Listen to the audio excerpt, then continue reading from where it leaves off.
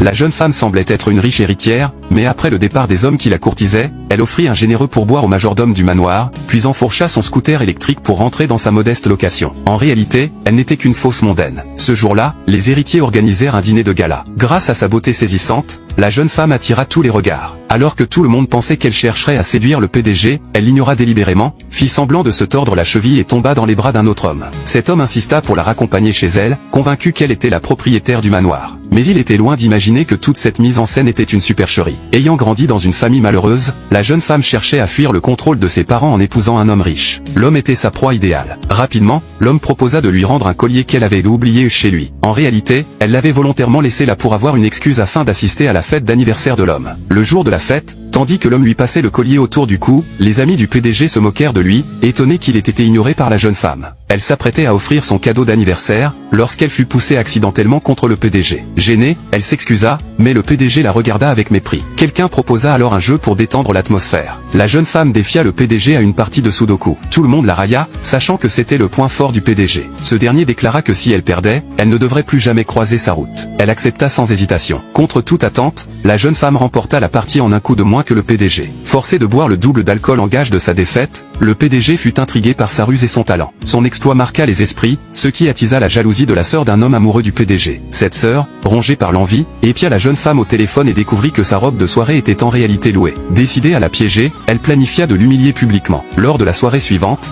la sœur fit exprès de la faire trébucher et lui jeta du vin rouge au visage. Elle la maltraita cruellement, lui ordonnant de quitter la ville. S'emparant d'un tesson de verre, elle menaça de défigurer la jeune femme. C'est alors que le PDG intervint pour la sauver, mais l'autre homme fut plus rapide et s'interposa. Furieuse, la sœur accusa la jeune femme d'être une usurpatrice et tenta de déchirer sa robe pour la discréditer, mais elle ne trouva aucune preuve. L'homme, furieux, réprimanda sa sœur, s'excusa auprès de la jeune femme et la raccompagna. Tandis qu'il exprimait ses regrets, il lui promit d'aller chercher une nouvelle robe pour elle. Alors que la jeune femme allait se reposer, elle fut stupéfaite de voir apparaître le PDG. Celui-ci s'approcha lentement, la fixant d'un regard perçant. Il la questionna, comprenant que sa véritable cible n'était pas l'autre homme, mais bien lui-même.